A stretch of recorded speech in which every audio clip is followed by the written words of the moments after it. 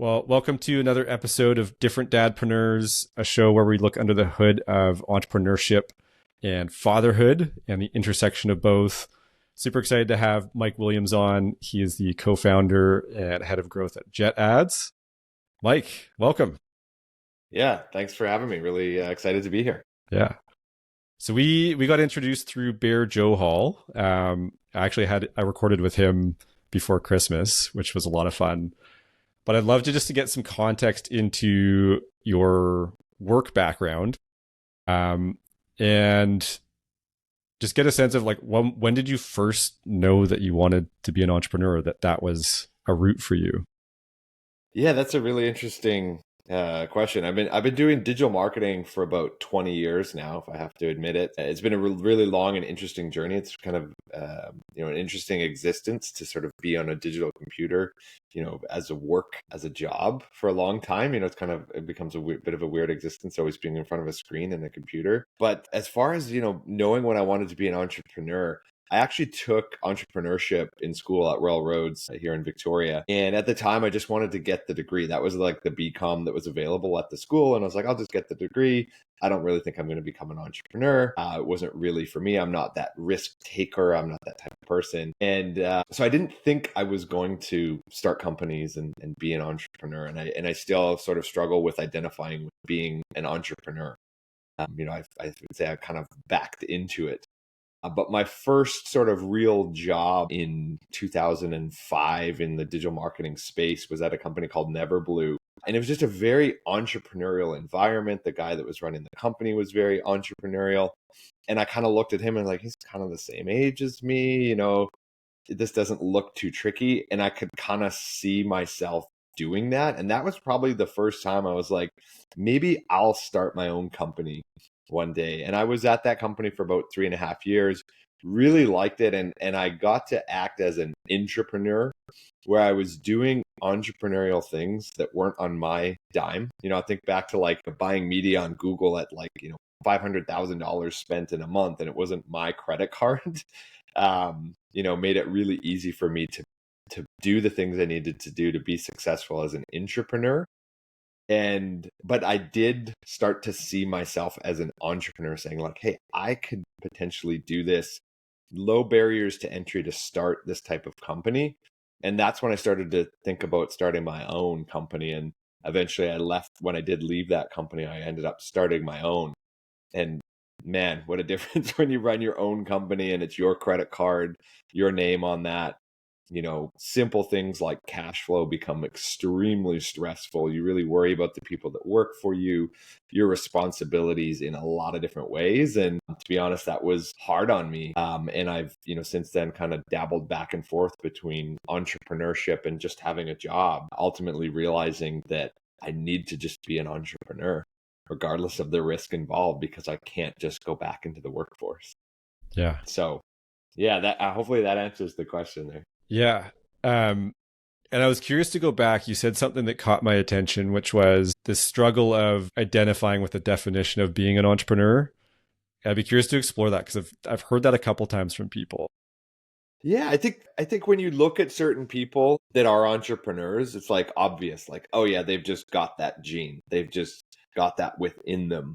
They have these ideas, these things that they need to bring to the world.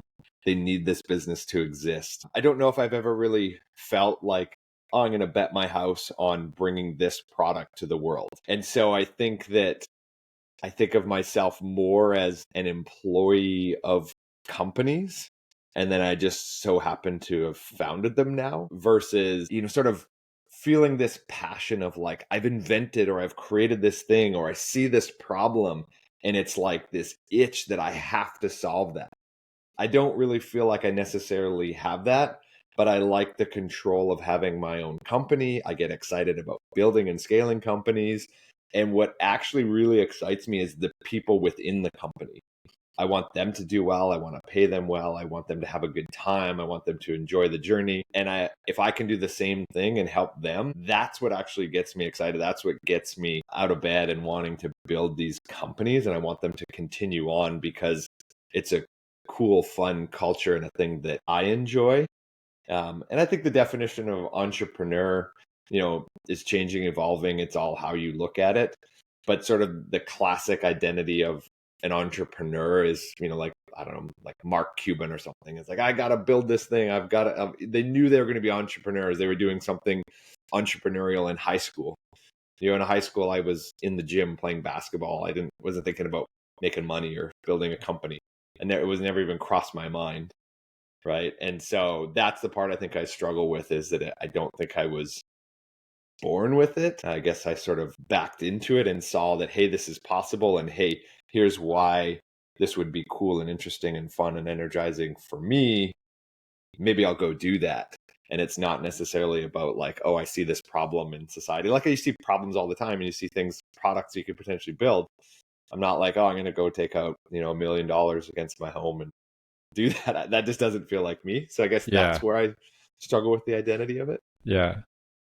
Well, and I think it's interesting too, because I think the nature of work has changed and has opened up a lot more opportunities for people to become entrepreneurial or business owners.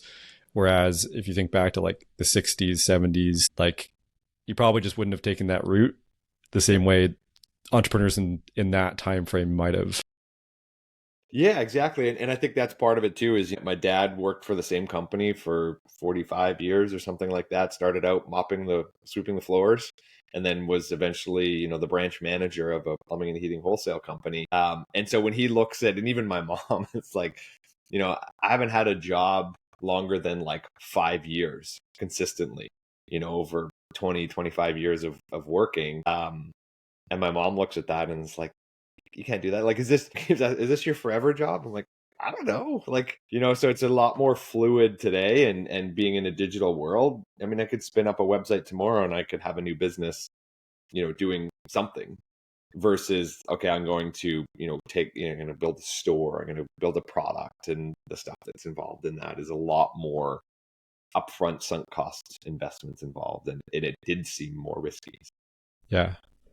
Tell me a little bit more about the current business that you're running, just kind of where it's at, stage of business, what you guys do. Just, again, it provides a bit of context into like, what's your current stage?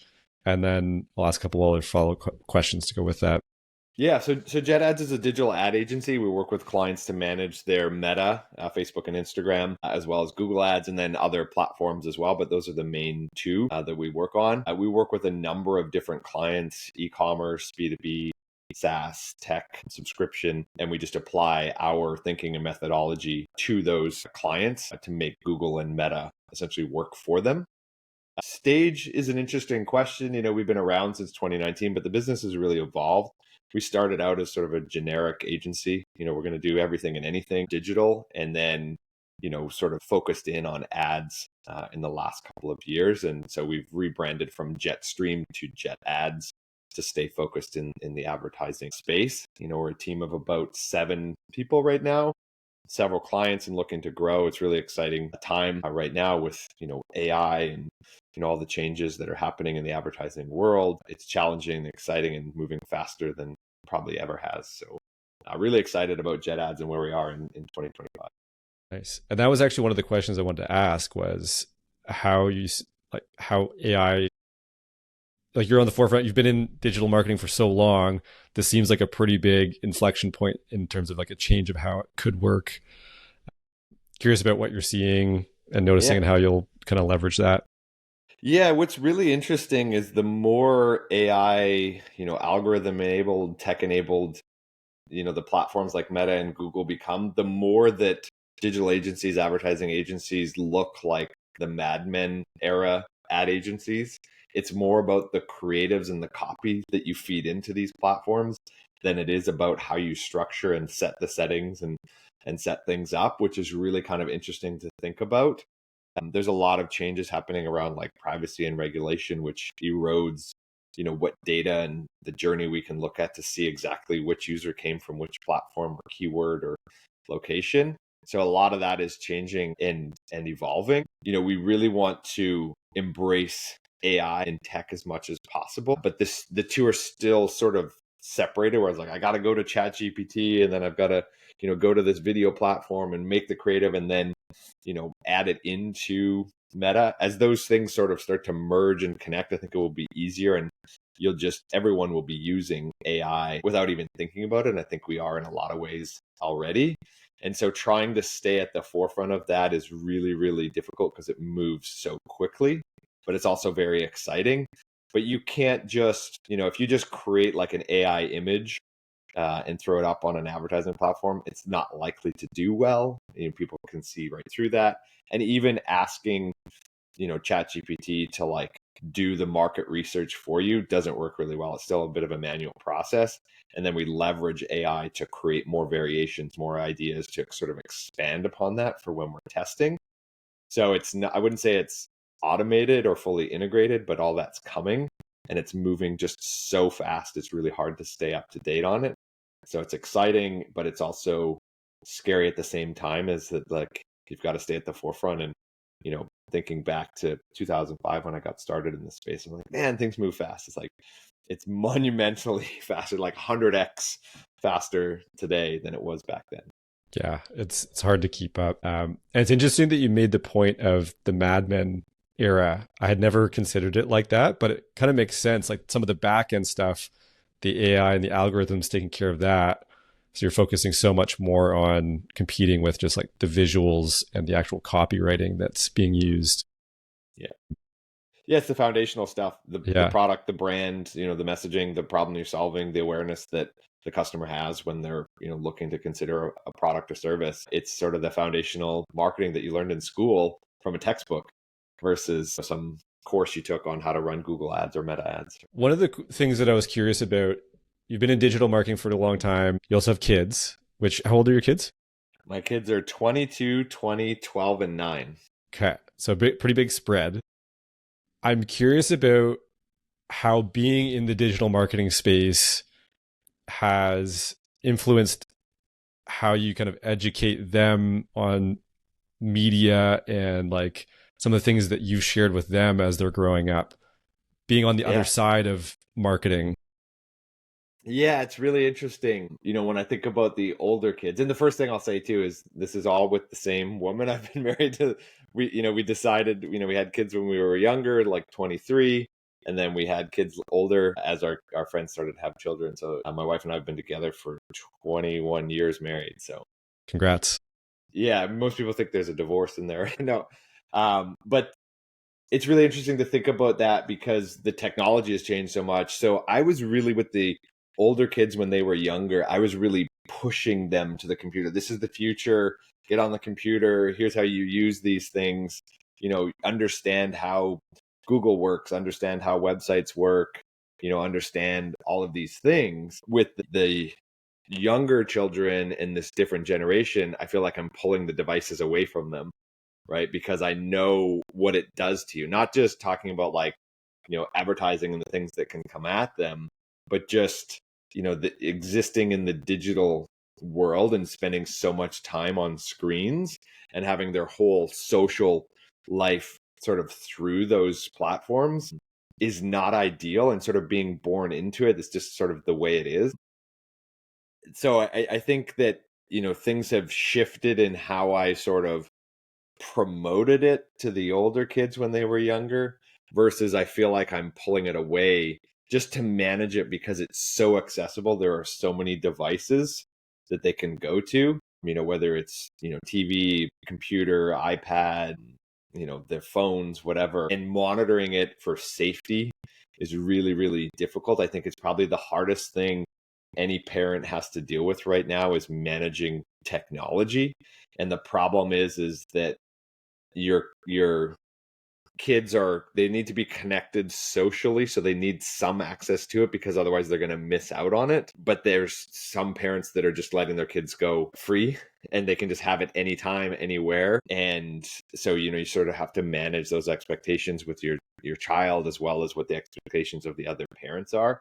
So, there's a lot of problems I see with it, just spending time on it, the risk and exposure they have, the games, the things that they can get pulled into, even just the information that can come at them from a platform like YouTube or TikTok or any of these things. And screen time isn't enough, scanning their phone isn't enough. So it's really, really hard to manage that right now, with kids that are growing up in this world. And I actually just read a book. I listened to a book. The name's escaping me, but they were talking about play-based childhood versus essentially phone-based childhood, and being raised in that environment, and how they're so different, and how kids just aren't playing and doing some of the regular things that you do that help you exist in society. So if you and I are hanging out, we're playing, and I, ridicule you about something, or I, kind of make fun of you for something, I'll see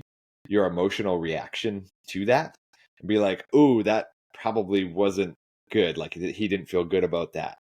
And that made me not feel good. Right. And I'm like, maybe I shouldn't do that. Right. Like, that's Mm-hmm. not acceptable, or that's not good, you know, versus if you do that on a phone, I won't see your reaction. Maybe you won't even respond to it. I'll never know how you took it. And I said something harsh that maybe I didn't mean harshly, or just the context didn't come through. And so I won't know that, hey, maybe that's not okay to say.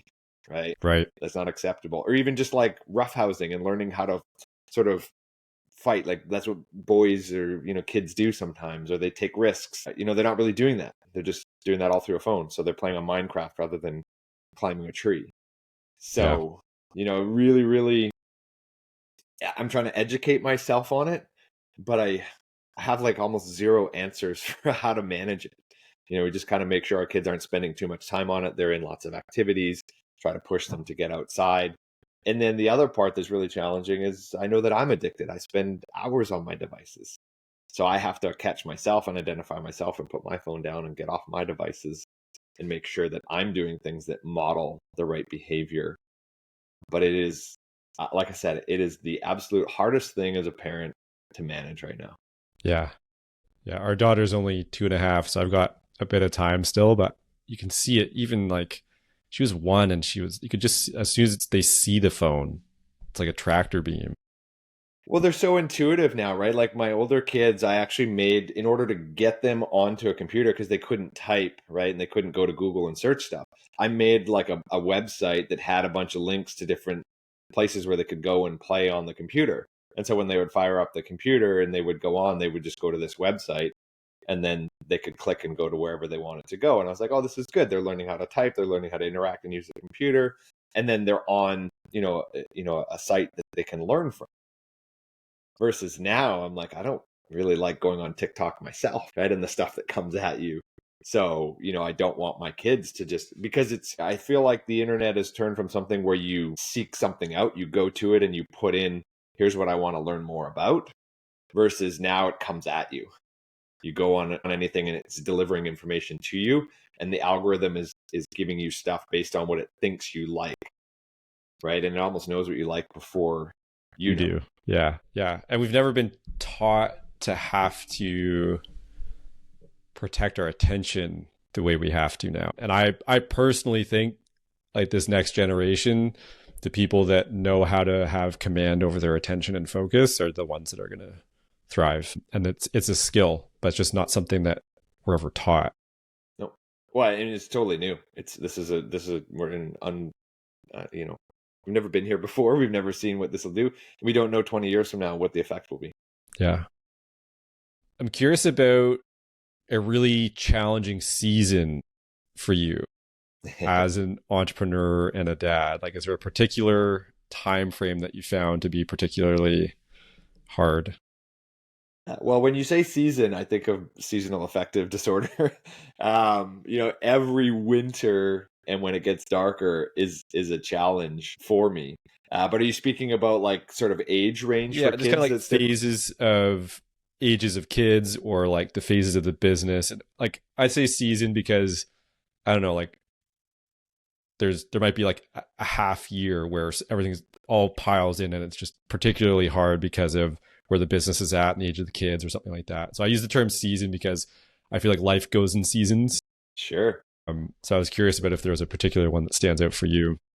Yeah, I mean, I think with the business, it's sort of like the first year, 2 years, when you're sort of figuring out if this business can exist and can it work. It's a bit of a scary, nervous time, and you're working extremely hard because you feel like that's the thing that's going to make it go and make it work. And sometimes that's true and sometimes it's not. It's not always just about working hard. Sometimes it's about figuring some things out. And, I think that as I've created a couple different businesses over the years, when you've gone through a painful season in a business, when you go to do it again, you almost try to like go around it, or like, oh, I know this is coming up. And what I found is that there's no way to get there except through, and so if you still have to go through that pain, that suffering, that struggle to get to the other side, in order to figure out how to address that problem. There's no sort of preparing for it or leaping over it. You kind of just have to go through it. I think what you do though is you go through it faster and it's a little bit less painful and you're more efficient about how you get through it, but there is no sort of workaround. So I would say when you say seasons, it's sort of that first year or two when you're not really sure if this business is going to take off. And success is not just, an upward staircase. It's all over the place. And you go through this roller coaster of failure and success. And I personally feel that emotionally, stress wise, it's like, oh, we're on top of the world. We're crushing it. Thing's going to be a massive success, to I can't make anything work. This is never going to work. The business is going to fail. I'm not going to have a job tomorrow. What am I going to do? What's my backup plan? And I think that a lot of that happens in the first year or two. In my first business, I was waiting for the business to feel like an ongoing company where I could like take my foot off the gas or like rest. And then I realized like, oh, that's never going to happen. It just evolves and it changes and it just feels a little bit more stable. And in a changing field like digital and tech, there's no stability and something can come tomorrow and wipe you out. So you kind of just have to accept that. Yeah. Is there a So yeah. particular example where, like, an inflection point for you in terms of challenge? What do you mean by that? Like within the business? Yeah, like if you just look back over these last 20 years, like a particularly challenging point in time. A particular challenging point in time? Yeah. Yeah, there's a couple. It's sort of at the tail end of the business. Each time that I left a business, I went through this period of like anxiety and depression. I think part of it was just being amped up the whole time trying to get the business to go. And then you're sort of like, okay, this is the thing that's pushed me over the edge. There's kind of a journey with an entrepreneur, if you're not careful, where you get really amped up and you get sort of excited. I would say it's like an anxiety, but it's like a positive anxiety. And if you start to apply that to the rest of your life, I sort of fell into this like generalized anxiety disorder where I was like anxious about everything. And when you get so worn down from the anxiety just sort of being on all the time, I think you fall into depression. And that's what, or at least that's what happened to me. I've seen other people go through similar things where they've talked about that. But I think that at the tail end of the first business, I ran for about 2 years before I stepped away.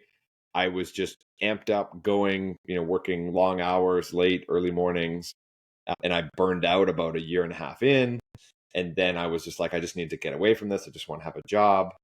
And I just up and kind of left the business. But then all of these feelings of like anxiety and I failed a business. And so I just fell into a bit of a depression. Then with the next business, that probably took about 5 years. The business, I became CEO. The pressure of being CEO really got to me. And honestly, I kind of cracked underneath it and just everything fell apart. I fell into like a deep general anxiety where, I would say like 24/7, I was in anxiety and like fight or flight panic mode. The only break I got was when I went to my counselor. And so, it's sort of the tail end of these businesses where you can kind of run yourself hard for a long time, but at the other side of that, it's not easy to slow down. And the other side of that is like burnout, where you push so far. And the thing that drove me even deeper was that I thought that the gas I was pouring on the fire to make me excited and feel good was what I needed to do when I was burning out. So I was like running on empty, but trying to go full board. And it just drove me deeper and deeper. And so I learned that lesson kind of twice. I'd love to say I'm a fast learner, but so, in this sort of third venture, I'm trying to maintain a steady pace, but also manage myself through that. Hopefully that answers the question, but it's sort of at the tail end of the businesses and leaving them, and my ego, I was Mike from this company. And then suddenly I wasn't. And then I was like, okay, but who am I? And what's my value? And it felt very hollow, and you're dealing with all this anxiety. It was a really, really tough time. And so, I try not to just be Mike from Jet Ads. Can I just be Mike? Yeah. And not get too tied up in my ego being tied to the success of the business. But I really, really personally struggle with that. Yeah. Well, this is super fascinating for me. I had 2 clients this year that sold or had kind of a form of exit from their business. And I just started working with a new client, and he sold his business last year. And I'm just kind of helping him work through this discombobulated fogginess of what's next. Mm-hmm. So I'm glad you brought that up, because it's my radar system has been this is really interesting and I'm fascinated by it. And it's something I want to learn more about, because I don't hear many people talk about the other side of it, this shadow side of whether you leave a business or you have a successful exit. I think there's a lot of expectations around what it should feel like and what the experience could be or should be or what's promoted. But I think it's identity's super wrapped up in it, and it's not what we thought it would be. Mm-hmm. And then because it's not what we expect, it kind of throws us off. So yeah, and I think a lot of it is about it should be about the journey, not sort of reaching the mountaintop. And I think I don't think I've quite reached the mountaintop myself personally, but I feel like you are working towards this thing, and then when you get there, this thing isn't really what you expected. Nothing. I think you can kind of delay happiness, where you're like, I'll be happy when, right? And then you realize, when I look back at the businesses, sort of the tail ends of both of them were not great for me mentally, my mental health, but everything prior to that was great, And I was like, oh, this is why I like entrepreneurship, is because I like doing the thing. I like being in it. I like the journey. It's not about, climbing to the mountaintop and being like, we're the greatest company ever, or we sold our company, or we're X size, or we're X million in revenue. Because as an entrepreneur, you hit these markers and then you just keep going. So I don't know why we think that when we close out at the end of a business that we're going to just suddenly feel amazing forever. It's going to be this high, and then it's going to be like, well, wait, what am I doing tomorrow? What's going to keep me active? What's going to keep me busy? Right. So I think that that's sort of a dangerous game that you're playing, that you're, an entrepreneur for climbing to the mountaintop, and it's going to feel great when you're there. I think we really have to step back. And I think this applies to life and kids as well, right? Is, you got to just enjoy the moment. You got to enjoy the time with them. You got to enjoy the time with the business. And now I feel like as I'm getting older, I'm trying to slow time down, not go 100 miles an hour and get to that mountaintop so that I can rest, because I don't want to rest. I don't want to just not be working. If I did get to a position where I didn't have to work, I'd still do something. I'd still be active in a lot of ways. Yeah. Right. What was your recovery after you had those 2 big instances? I was curious about kind of the steps that you took to get yourself back to a better spot. It's rampant in entrepreneurship. So I was curious about what worked for you and what that process looked like. Yeah. In the first one, it was really tough. I would say the things that I did were, getting back to physical health, eating well, sort of creating guardrails for myself. I was only going to work Monday to Friday, 9 to 5. I wasn't. And so I think that some of those were really good. I started working out regularly. I started a paleo-ish diet at the time. And I put those guardrails in place, and I really stuck to them. And I think that actually worked pretty well for me. But what I didn't do was change sort of the foundational mental health things. I wasn't meditating. I wasn't doing the therapy like counseling that I needed to do. And so what happened, I feel like I was kind of a ticking time bomb, where I was like, okay, I created these guardrails, this system that kind of works, but I didn't really change something. So I was like, okay, I knew that when there was like a heightened stress, that it was going to all collapse underneath me. And so, looking back, it's easy to say that, but I don't think at the time I knew it. So in the second one, where I got to this period where it was just like 24/7 panic, like driving to the office, getting into the office, my heart would just start to race. I was essentially in panic mode constantly. That time I actually did counseling, cognitive behavioral therapy. I don't know if you're familiar with EMDR. I did some of that work. And I think that really helped me change. And so, the recovery from that took a long time. I didn't choose the medicine route. I didn't take antidepressants, anti-anxieties. I didn't feel like that was going to be a long-term solution for me. Looking back, maybe it could have helped me through that tough period, but it probably honestly took me a couple of years. Sort of the acute, real panicky phase was probably about 6 months, but there was still a lot of work that I had to do after that to get to a place where I felt, I don't know if normal is the right word, but more myself. Mm-hmm.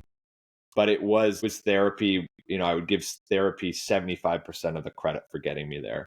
Regular counseling sessions, I still do those on a regular basis, once a month, sometimes twice, depending on how I'm doing. And so I'm much more proactive now. But I would say that therapy was just a big part of it. The other things I did, I read a book on why we sleep, and I was like, oh my God, this is a big part of the problem too. I'm just not getting enough rest. And if you go through a really high stress, traumatic, anxiety riddled period, you need time to recover, and sleep is a big part of that. So I, reorganized my sleep. I reprioritized sleep. That was a big part of it. Meditation had become a part of it sort of during the business. I just find that grounds me, gives me a lot of inner perspective where I kind of know what's going on with me. Whereas before I didn't really know what was happening. And then more so in the pandemic, I took up cold showers and a breathing technique that calms me. So I do that breathing technique regularly throughout the day. It's just sort of like I don't know, I guess I'm like over oxygenating, but it just kind of calms me down. It helps me just pay attention to what I'm doing when I'm breathing, which you don't normally do. So it takes me about 15 minutes. I usually do it about midday because I kind of get amped up through the day. And then I find in the afternoon, I'm like, I'm just kind of rattled. And it just kind of like brings me down. And I try to do cold showers every morning. I feel like that helps me sort of go to the anxiety because it's there, it's within me. I don't want to do that cold shower every day, but every day I feel great after doing it. And a couple seconds in after the cold water hits you, I'm like, this is fine. This is actually really good. So I think that's really good practice for me to get comfortable being uncomfortable. And I'm an avoider. So I have to accept that, I'm in here for 5 minutes. The shower's going to be cold. It's full cold the whole time. I'm not going to turn on the hot water. And you just can't get away from it. I mean, you're in the shower, right? It's just pelting you and you just got to be uncomfortable. So those things I think really help. I would just repeat that therapy has been just a big part of it, rewiring your brain and accepting, neuroplasticity and allowing for your pathways and thoughts to change is the way to go. I know that therapy is not always accessible for everyone, but understanding the things you can do and how that can work, and that you can change how your brain works without changing sort of who you are is such a great thing. And there's some great authors out there, Eckhart Tolle, Byron Katie. I've read some really great books and I've gone down some really interesting rabbit holes to understand this stuff and how it works. The thing that I developed and have struggled with, still struggle with, is a fear of flying. I think that the generalized anxiety got really hyper focused on flying. And so it's not so much that I'm actually afraid that the plane is going to crash, but the hormone release and like almost like I don't want to make light of it, but almost like a PTSD because of these flight experience that I've had going to the air. It just it just happens. It physically happens. It mentally happens. I can't stop it. I can't control it. I don't know how to deal with it. I'm really committed to getting over it, but I think because I'm so committed to getting over it, it maintains. So it's really, really difficult to deal with, but it is a good tool in a way for me to know that it's always there. So Yeah. hopefully that helps, right? But again, it's therapy, meditation, reading, sleep. Sleep is so big, man. People just need to sleep more. A lot of people, including myself, probably even more than I am. The cold showers, the breathing, and just being aware of what's going on with me and recognizing when I'm getting amped up stress wise and not trying to like further amp that up to get through it. It seems so Yeah. stupid to say that, but that's what I was doing. Yeah. Well, and I think it's tough. Like most people kind of know that these are the things that we need to do, but the practice of it is a lot harder than Yes. we think. And to do it consistently long enough to see the results, I think it's such a quick fix kind of mentality. Like you want something fast, and this is something that takes a lot of time. And I think once you hit a certain stage of burnout, like there is a long recovery after. There's a lot of hardwired like neural loops happening that trigger, and you have to work on that. And I don't know, the cold exposure stuff has been great for me because it's a deliberate way that I'm triggering my autonomic nervous system to be in that fight or flight, and then I have to calm it down. So it's like a fitness routine for being able to do that in real time with other things, which has been super helpful for me. I was curious though, you were talking about the fear of flying. Is that any way connected to the name of the business, Jet Ads? Or is that just like a random coincidence? Yeah, a little bit of both. We were just kind of throwing around names when we came up with the name for the business. We're the incorporated name is Jetstream, and I just kind of like the sound of it. But I also kind of like that. Maybe it's a little bit like Batman's afraid of bats. Maybe I think I'm Batman. So I was kind of like embrace that. I'm like, yeah, that's kind of cool. I would say it hasn't helped me really in any way with the fear of flying, but yeah, I mean, it's sort of go towards your fear. I think that's the one thing I've realized is that a lot of times as an avoider that causes anxiety, going to the thing, whether it's an emotion or just like I was talking about with the business, like you just have to go through those painful things, and the cold showers is kind of a metaphor for that. Going to the thing so many times has proven to be the way through. And even I used to, you get cold in sort of like October, November here in Victoria. It gets into your bones. It's like, I don't feel like I'm warm again until March. Who knew that going more to the cold would actually make me feel more comfortable physically in the cold time period?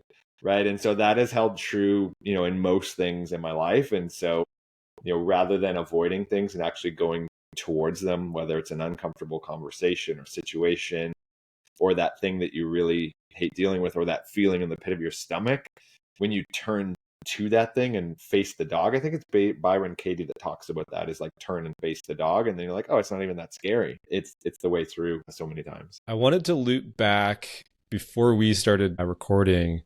We're talking about this conflict between being a provider and a risk taker, and I think it's a really common challenge, especially for dads that have businesses. Can you share a little bit more about just your experience with that, and maybe we'll like define it a bit more too about what we're talking about?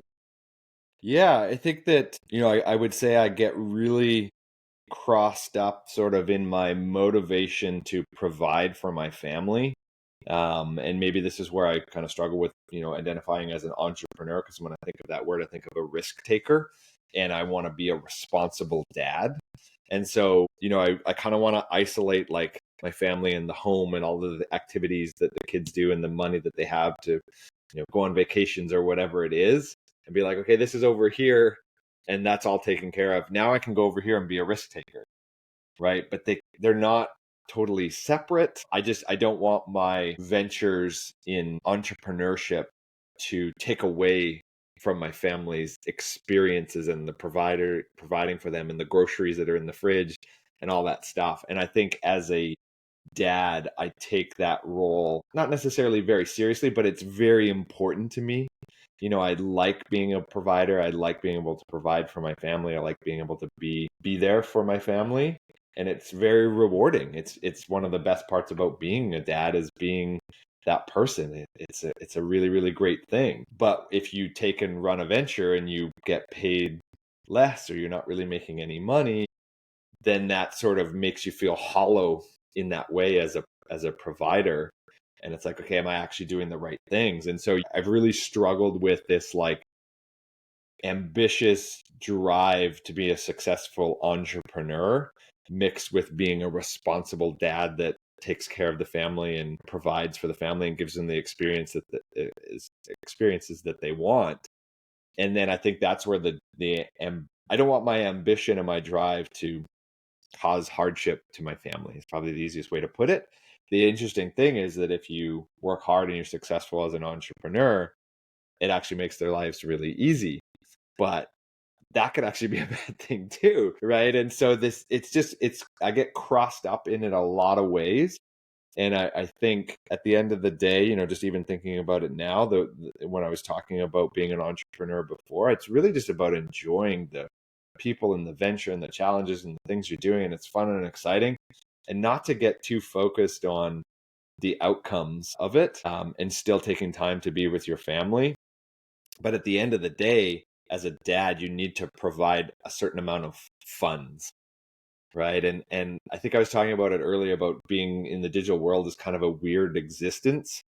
As a provider, like I don't have any calluses on my hands. I'm not out in the yard working. And if you go back to like, way back in caveman history, I'd maybe be out and hunting, and I brought home something. You would see that, you would feel it. I work in a digital world. I don't actually like create anything physical. I don't exert myself physically. I'm actually sitting around a lot. And then money arrives in the bank account. And then, that money turns into food that I don't even actually go out and get. My wife does all the grocery shopping. And so the tangibility between what I provide and what shows up in the fridge, or for the family, isn't really, I don't know if tactile is the right word, but it's not really felt. It's not really earned. It's not even physically like manifested by me. And so my whole existence is very mental. And I think that's where overtaxing your brain in a digital world can cause a lot of mental health issues, because I wasn't recognizing when my brain was tired, because physically I was not tired at all. And so you can just kind of push through that.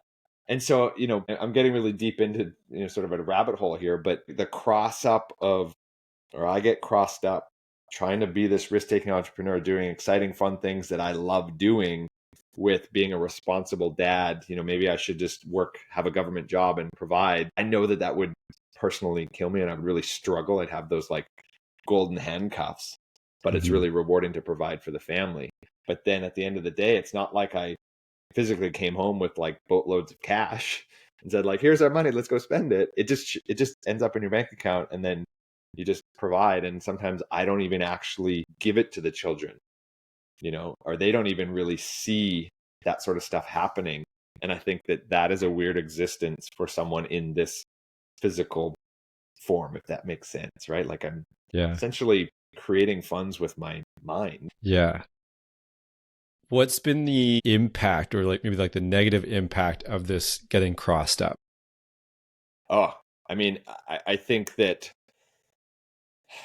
feeling like not a successful dad, and that hurts me. Like if anyone ever said that I wasn't a good dad, that would just crush me, right? That's such an important piece to me. It's why I have 4 children. I love being a dad. It's something I always knew I wanted to do. It's always something I wanted to be. So I have no problem identifying with being a dad, right? And so this entrepreneurship thing is a little bit like, it's not as natural for me, but it is something that I love. And so I feel like I get caught up in the crosshairs of my own venture. And like I said, I didn't always know I wanted to be an entrepreneur, but I knew from a young age that I wanted to be a dad, even like 10, 12, babysit. I love being around kids, and I just knew that was a thing that I was going to do. The fact I was able to have 4 kids is, like an overachievement in that way. But I just so naturally identify with a dad as being a dad. I know there's men that struggle with this, like, oh, I don't know if I can handle this. I never had any of those worries. It never concerned me. I just fully embraced it. That's something that comes so naturally, so easy for me. Being an entrepreneur is foreign and different. And so I think that I put a lot of pressure on myself to succeed in my entrepreneurial endeavors in order to be a great dad. And that is very taxing. There's a reason I have this gray hair. There's a lot of worry that happens. There's a lot of concern. There's a lot of like how I operate and the decisions that I make in the business world that can affect me as my role as a dad. And that is very challenging. And I would say it's tiring, and it makes me think sometimes, oh, maybe I should just get a job. But I know that would crush me on a day-to-day basis. Yeah. Well, I think it's like a really interesting inquiry, because I've felt that tug of war between both and like what's being responsible. And there's this flip side too for me where I want to model what I want for my kids too, of being a risk taker. Like, I think there's a lot of benefits to modeling, stepping into the challenge and taking the harder road and like playing into the strengths and natural gifts of entrepreneurship, even if it's not as natural as being a dad. So it feels like an either or, and I feel like it has to be like an and how do you hold both at the same time when they feel like they're in conflict? Exactly. It feels very like, Buddhist, like challenging you to have two things in your head at the same time. They're just completely opposing, right? It's responsibility versus risk. And that's how I look at it. Yeah. Sorry, my alarm. That's terrible. I go to CrossFit. Oh, nice. And it's so competitive to get into the class. I have an alarm set for a minute before the class unlocks, and I'll sit there, wait for the timer to go, and then I get in. So my apologies. I had no idea that was going to go off. I did CrossFit for quite a while as well, and I actually think that contributed to part of my anxiety and mental health challenges, is that it was such a rewarding, great thing that it brought me a lot of like positivity and made me feel really, really good. But I tried to push through it, and I think I was in some sort of like stress and maybe even adrenal failure or something, because the more I went, the more tired I got, and just like probably sunk me even deeper when I needed time to recover. And I just tried to like push through it. But I loved CrossFit, loved it. Yeah, it's been a year. It's been good though. It's been good for me. I needed that kind of push. Awesome. What kind of legacy do you want to leave for your kids by being a dadpreneur? Like being in this entrepreneurial space and being a really present, great dad? Yeah, that's a really great question. It makes me think about who I want them to be. And it's really difficult as a parent because you can't make them a certain way. You're kind of playing up the good and playing down the things that maybe you don't like. And I always think about, I want them to be strong contributors in society. I want them to be good people. And ultimately, you want them to be happy. So I try not to thrust too much. I want them to be a lawyer, or I want them to have kids, or I want them to get married. I want them to just enjoy life and be good humans, good people. And so far, they're really great, and I'm really proud of them. And they're all very unique individuals. As far as my legacy, I don't know. I guess I just want them to know that it all comes from a place of love. I think that, parenting can be very complex and challenging, and, what rules should we do, or what does this book say? And I think a lot of times it just comes down to, showing them love and making sure they know they're loved. And that does require giving them some attention as well. And the difficult part is that they don't realize the work I'm putting in is to provide a better life for them. And the reason I'm working long hours is to like provide for them and have the experiences that they have, get them in figure skating, take them on trips to Disneyland, put food in the fridge, that sort of stuff. And again, that comes back to sort of crossing that up. But I think at the end of the day, I just want them to know that, I love them and that they're good people, and we've raised good contributing members of society that are good to other people. I don't know if that's really my legacy, but that's what I think about when you bring that up. Yeah, thank you. And I ask this on every episode. If you were to listen to this recording 6 months from now, what's the thing that you'd want to hear from yourself, like a reminder to yourself that would be helpful or impactful for future Mike? Yeah, I think it's just, like enjoy the journey. I said that as I was talking through a couple different things, throughout, but that just kind of came up today. And so that is something that, you've made me more aware of. It's like, I got to just enjoy the journey. It's not always about the milestones. And I think part of the reason that we had more kids later in life is that we wanted to do it again. We enjoyed that first journey so much, and you can't go back. Once they're, 10, 15, 20, you know, you can't go back and they're not cute and cuddly. And now the younger ones are getting older. So we just really enjoy that journey. So I think that'd be a great message for future Mike, is to just continue enjoying the journey, because it's not always about the destination. Well, it's been great having you on. Where can people find you if they want to touch base with you or learn more about what you're up to? Yeah, probably the best place to find me is on LinkedIn. It can be difficult to find if you search for Mike Williams or Jet Ads. There's a lot of Mike Williams out there, but I do post a fair bit on LinkedIn there, and I do share quite a bit about sort of my mental health and entrepreneurial journey as much as I can. I try to be as sort of open and vulnerable so that other people realize they can do that too. That's probably the best place to find me. I am on Facebook and Instagram, but I'm not as active there. And then, you can check out jetads.co. That's just the website for our ad agency. Awesome. Well, thanks for being on here. Thanks so much for having me. This is great. Yeah.